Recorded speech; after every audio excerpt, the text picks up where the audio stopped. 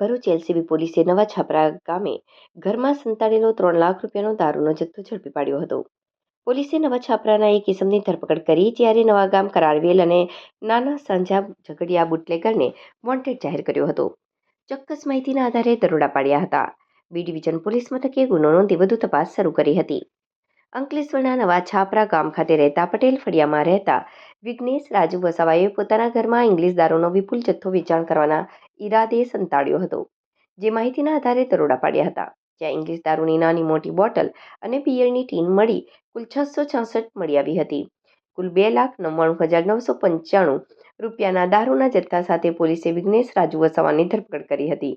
તેની પૂછપરછ કરતા દારૂનો જથ્થો નવા ગામ કરારવેલના મિતેશ ઉર્ફે કાળુ ઈશ્વર વસાવા અને નાના સાંજા ઝઘડિયાના અલ્પેશ ઉર્ફે અપ્પો વિનોદ વસાવાનો હોવાનું કબૂલાત કરતા પોલીસે બંનેને વોન્ટેડ જાહેર કર્યા હતા. તેમજ અંકલેશ્વર બી ડિવિઝન પોલીસ મથકે ફરિયાદ નોંધાવી વધુ તપાસ શરૂ કરી હતી.